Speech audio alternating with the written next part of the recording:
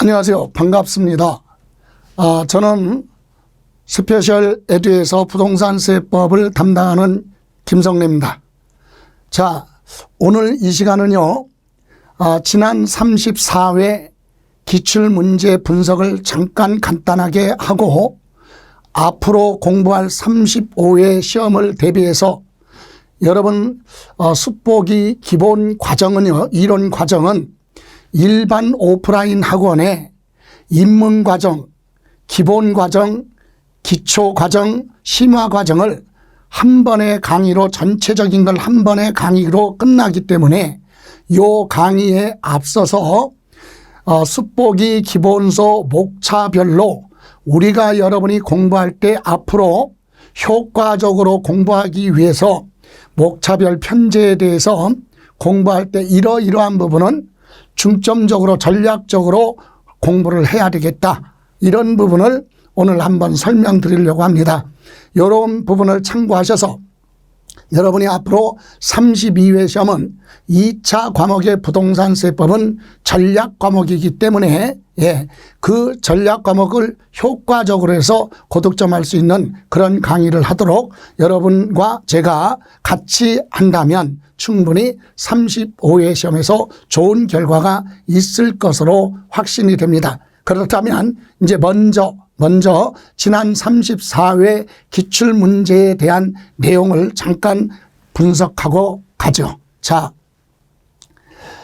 34회 기출문제 분석 첫 번째 조세총론 1편의 조세총론은 33회 시험에서는 두 문제가 출제가 됐었어요.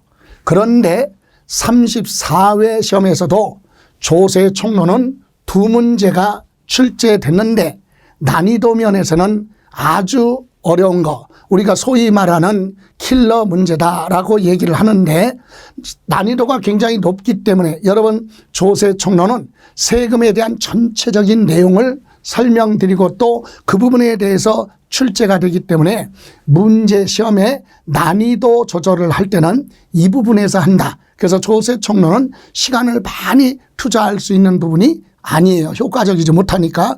그래서 이번 시험 34회 시험에서 두 문제가 난이도가 어렵게 출제됐다. 그렇다면 35회 시험에서는 이 부분을 제외한 나머지 부분에 대해서 우리가 많이 출제됐던 부분을 점검하는 걸로 할 겁니다. 자, 두 번째 2편으로 넘어가서 지방세법의 첫 번째 취득세 33회 시험에서는 두 문제가 출제가 됐었고요. 34회 시험에서도 두 문제가 출제됐어요. 난이도 면에서는 중간 정도 난이도로 출제가 됐지만 우리 수험생들이 꾸준하게 공부하셨던 분들이라면 충분히 답을 찾을 수 있었던 문제다. 그래서 취득시기 종합문제 이렇게 해서 두 문제 다 맞출 수 있었던 그런 문제였다고 판단이 되고요. 두 번째 지방세법의 두 번째 등록 면허세도 33회 시험에서는 한 문제가 출제가 됐었죠. 그런데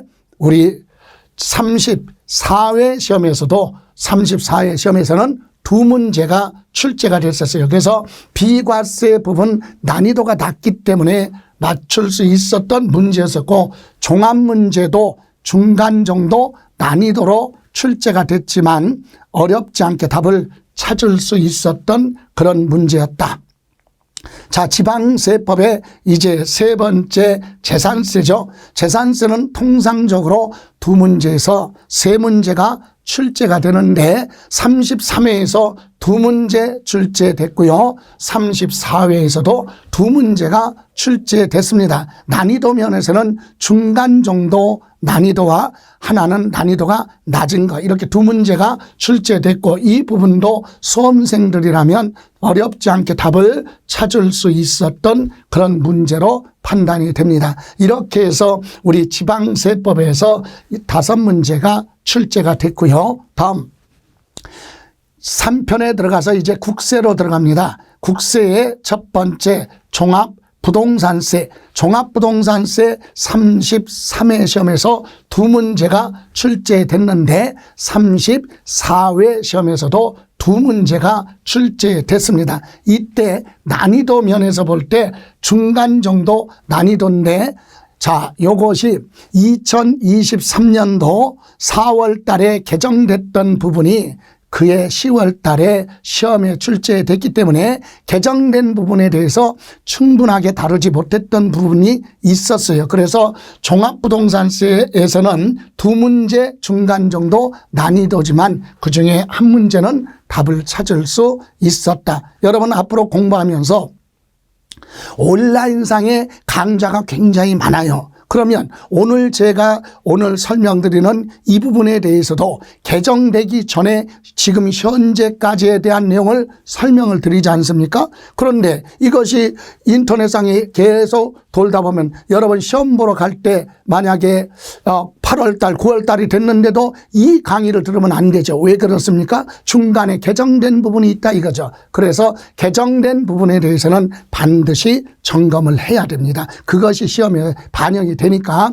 그래서 우리 취득세에서도 개정됐던 부분이 시험에 반영이 됐고 종합부동산세에서도 개정된 부분이 바로 시험에 반영이 됐어요. 예, 그래서 개정세법은 반드시 정리를 해야 된다. 다음 부동산 임대소득이죠. 종합소득의 부동산 임대사업에 관련해서 우리가 두 문제가 33회에서 출제가 됐는데 34회 시험에서는 한 문제가 출제됐어요. 그러나 계산 문제로 출제가 됐기 때문에 수험생들이 볼 때는 계산 문제에 아주 당황했을 수 있는 문제, 그래서 맞추기가 어려웠었던 그런 문제로 판단이 되고요. 다음 이제 양도소득이죠. 33회 시험에서 5문제가 출제됐는데 우리 34회 시험에서 역시 5문제가 출제가 됐습니다. 이 중에 양도 및 취득 시기, 요거는 늘 다뤘던 부분이니까 수험생들이 어렵지 않게 답을 맞출 수 있었고요. 그리고 두 번째 세율도 양도소득세 세율에서는 단기 매매 차익인 차익, 즉 투기에 많이 이용되는 주택과 조합원 입주권, 분양권에 대해서 우리가 공부를 많이 했기 때문에 어렵지 않게 세율을 맞출 수 있었고, 또 과세 대상은 필수적으로 많이 다뤘기 때문에 답을 맞출 수 있었다. 그리고 비과세 부분하고 또 하나 1세대 1주택 비과세, 여기 1세대 1주택 고가주택에 대해서는 계산 문제로 길게 나왔기 때문에 수험생들이 당황했을 문제죠. 그래서 답을 찾기가 어려웠었던 그런 문제입니다. 이렇게 해서 우리 16문항 세법이 출제가 되는데 그중에 10문제 정도가 무난하게 답을 찾을 수 있었어요. 그러면 35회 시험에서도 이와 같은 비중을 크게 벗어나지 않고 시험에 출제될 걸 예상을 하고 수업을 할 겁니다. 그러면 이 16문항 중에서 자, 옳은 지문을 찾아라, 그것이 4문제가 있었고요. 틀린 지문은 10문제, 그리고 박스로 계산하는 문제가 2문제가 출제가 됐었죠. 이렇게 해서 우리 16문항 중에 틀린 지문 찾는 지문 10개 정도가 출제가 됐었어요. 그리고 우리 세법 16문항이잖아요. 그러면 16문항 곱하기 오지선다니까 80개 문항이 나오잖아요. 80개 문항인데 여기에 계산 문제가 2문제가 들어갔으니까 10개를 빼요. 그러면 70개지 않습니까? 70개인데 여기에서 우리 계산 문제에서 지문 정리로 점검할 수 있어요. 그래서 지문으로 보니까 67개 지문이 나옵니다. 67개 지문에서 45개가 기출지문이었어요. 늘 출제됐던 문제의 지문 있죠. 자주 접하는 지문. 그것이 45개가 출제가 됐다. 그래서 반영률은 기출문제의 반영률은 지문이 67%. 이 얘기는 뭘 얘기합니까? 우리는 기출문제를 충분히 다루면 거기에 답이 보인다는 얘기야. 그래서 기출문제만 달아도 세법은 절반 정도 맞출 수가 있다. 그런데 이제 문제는 자, 다른 과목은 크게 변동이 없는 경우 뭐 민법이나 학개론 같은 경우는 판례법은 제외하고 쭉 오랫동안 출제된 거 다 점검을 하는 게 효과적이죠. 그죠? 그런데 우리 세법은 매년 개정되는데 거기에 또 중요한 건 국가 정책에 따라서 출제 방향이 달라요. 그렇기 때문에 오래된 것은 개정된 걸로 변형을 시키고 수정하다 보니까 취지가 무색하게 됐죠. 그래서 의미가 없다는 얘기예요. 그래서 앞으로 기출문제 다룰 때는 30회서부터 34회까지의 5개년치에 대해서는 필수다. 필수로 정리하시면 절반 정도는 항상 55% 이상 기출 지문이 반영이 되기 때문에 그런 지문을 자꾸 점검하시는 것도 학습 방법 중에 하나지요. 자, 그러면 난이도 비율을 보면은 아주 난이도 킬러라고 하는 문제로 볼 수 있는 난이도가 가장 높은 거 4문제가 있었고요. 난이도가 제일 낮은 것도 하. 그래서 4문제, 8문제, 그리고 중간 정도가 50% 8문제. 그래서 상중하 이런 비율로 출제가 됐네요. 비중이. 그래서 평균치를 내보면 난이도 면에서는 뭐다? 중간 정도 난이도가 된다. 그래서 33회 시험보다는 34회 시험이 조금 근소한 차이지만 그래도 조금 수월하지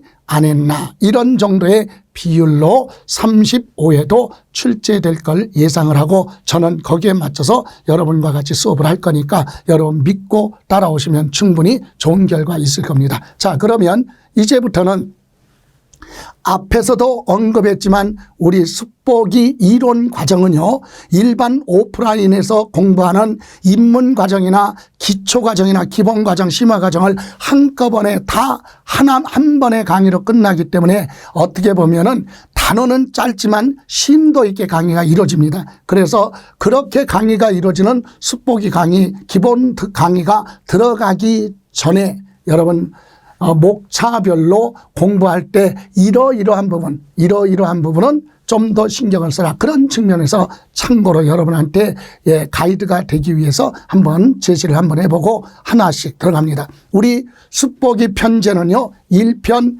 2편, 3편 이렇게 되어 있어요. 1편은 조세, 총론, 세금에 대한 전반적인 내용을 물어보는 부분이죠. 이 부분은 난이도가 굉장히 높게 또는 낮게 여기서 조절할 수 있다 그랬어요. 광범위하죠. 그래서 그 광범위한 것 중에서도 우리는 하나 정도는 맞춰야 되니까 2문제 중에서 1문제 출제되니까 자 1편으로 갑니다. 그러면 조세총론 1편 제1장은 조세총론인데 조세총론은 이런 식으로 공부를 하자 이겁니다. 그 첫 번째가 바로 뭐냐? 조세의 분류, 세금에 대한 개념 참고로 정리할 거고 분류에서 국가가 걷어가는 세금 국세냐 지방세냐 이런 내용은 기본적인 내용인데 우리가 여기서 신경 써서 해야 될 부분이 바로 용도에 따른 분류. 그러면 뭘 얘기하느냐? 세금을 걷어갈 때 국가나 지방자치단체가 어디에 사용하기 위해서 부과하고 징수하느냐, 내라고 하고 걷어가느냐 이거죠. 이때 용도 그러면 보통세가 있고요. 보통세가 있고 또 하나 목적세가 나오거든요. 그래서 우리는 목적세 부분만 심도 있게 정리를 해야 된다. 목적세는 꼭 정리하고 가야 돼요. 그래서 우리 과세의 주체는 과세권자, 세금을 내라 부과, 걷어가는 거 징수, 부과하고 징수할 수 있는 권한은 누가 가지고 있느냐? 그게 과세권자라고 하는데 국가가 내라고 하고 걷어가는 걸 국세, 지방자치단체가 내라고 하고 걷어가는 걸 지방세라고 한다. 근데 우리가 공부할 때 우리가 항상 조세의 분류 무엇 중심으로 공부해야 되느냐? 우리가 공부해야 될 5가지 세금은 알아야 된다. 취득세, 등록면허세, 재산세, 종합부동산세, 양도소득세 요 5가지 세금은 국세냐 지방세냐 그리고 용도에 따른 분류 구분할 수 있어야 되고 또 독립성 여부에 따라 구분할 수 있어야 되고 부동산 활동에 따른 분류 이렇게 구분할 수 있어야 된다. 5개 우리나라 세금은 관세를 빼고 우리나라 내국세 그러면 24가지 세금이 있어요. 24가지 세금을 다 공부하는 게 아니잖아요. 우리는 5가지야. 취득세, 등록면허세, 재산세, 종합부동산세, 양도소득세가 주체 국세냐 지방세냐 그거 알면 되는 거고, 이 5가지 세금은 보통세냐 목적세냐 그거 알면 되는 거고, 세 번째 이 5가지는 독자적으로 세금 계산하는 독립세예요. 독립세. 그런데 이 5가지 세금에 따라가는 뭐가 있느냐, 부수적으로 따라가는 부가세가 있어요. 그래서 우리는 이 부분에서는 부가세를 반드시 정리를 해야 된다. 그리고 부동산 활동하면 뭘 얘기합니까? 부동산 활동은, 부동산 활동이라고 하는 것은 뭘 얘기하느냐, 부동산을 취득하느냐 가지고 있느냐, 부동산을 양도하느냐, 취득, 보유, 양도, 이 과정에 관련된 세금이 어떤 것이냐, 그것도 역시 우리 5가지예요. 취득세, 등록면허세는 취득에 관련이 있는 거고, 재산세나 종부세는 매년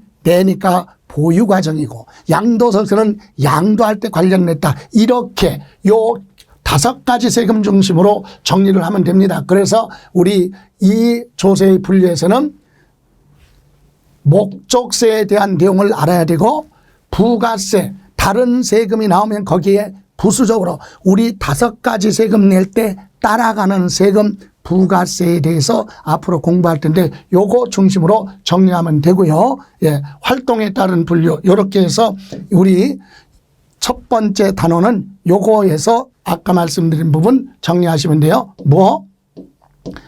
목적세를 알아야 되고, 여기에서는 뭐?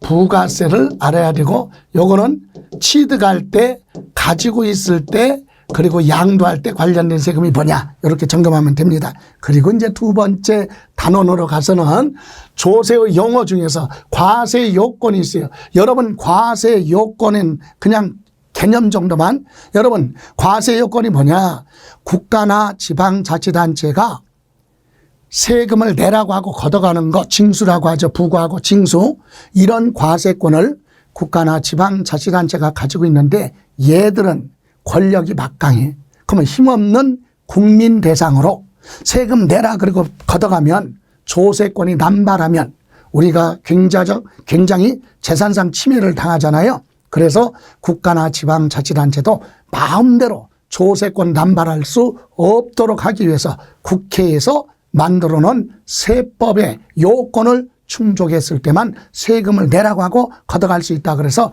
과세 요건을 정해놨어요. 이것을 뭐 했을 때만, 충족했을 때만 과세권을 행사할 수 있는 거예요. 그럼 이때 과세 요건이 뭐냐, 무엇에 대해서 세금 내라고 할 거냐, 이걸 우리는 과세 대상이라고 그래요. 과세 대상. 그리고 두 번째, 누가 세금을 내야 되느냐, 세금 내야 될 사람을 법으로 정해놨네요. 그걸 납세 의무자라고 그래요. 납세 의무자. 그리고 어떤 금액으로 세금을 계산할 것이냐, 그게 과세 표준이라고 그래요. 과세 표준. 그리고 세금 계산할 때 몇 %로 할 거냐, 이걸 세율. 이 4가지를 우리는 뭐라고 한다? 과세 요건이에요. 그럼 이것이 공부하는데 필수예요. 과세 요건. 다시 말하면 여러분 취득세를 공부하려면 어떻게 공부해야 돼요?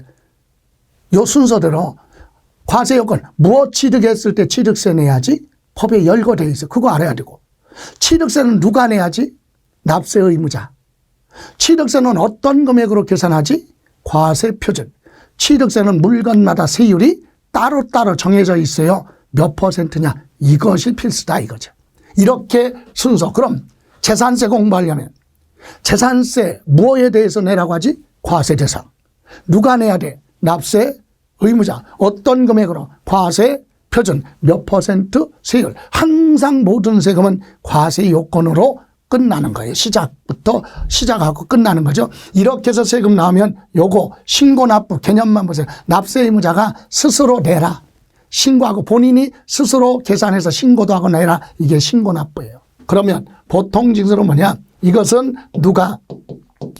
납세 의무자가 스스로 신고하고 내라 이거고, 요거는 과세권자가 결정하는 걸 세금을. 그러니까 과세권자는 누구예요? 국세면 국가가, 지방세면 지방자치단체가 세금을 계산을 해서 내라 이렇게 고지서 나오죠. 그걸 뭐라고 한다? 보통 징수라고 한다. 이런 의무를 성실하게 이행하지 않으면 가산세가 붙어요. 그래서 요거는 이제 강론에 들어가서 공부할 건데, 여기선 요거 과세 요건의 뜻, 무엇에 대해서 세금 내라고 하지? 과세 대상이라고 한다.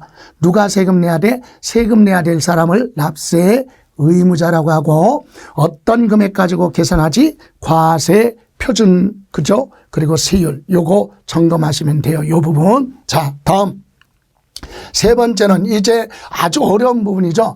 예, 세 번째 3장에는 납세 의무 성립, 확정, 소멸. 세금 내야 될 의무가 세금마다 다 달라요. 언제 세금 내야 될 의무가 발생하느냐, 세금 내야 될 의무가 발생하는 시점을 납세 의무 뭐라 그래요? 성립 시기라고 그래요. 그리고 또 국가나 지방자치단체에서는 납세 의무자한테 세금을 내라 이렇게 할 수 있는 그 시점을 납세 의무 성립 시기. 그리고 확정이라는 것은 세금 내야 될 의무가 언제 생기느냐, 그리고 어떨 때 없어지느냐, 소멸 이거죠. 그래서 우리 지금 이번에 34회 시험에서는 제척 기간에 대해서 출제가 됐어요. 그래서 이 부분에 대해서는 시험에서 많이 물어보는데, 이번에 33회, 34회 시험에서 출제가 안 됐기 때문에 이 부분은 35회 시험에서 매우 중요하다. 그래서 이 부분에서 공부할 때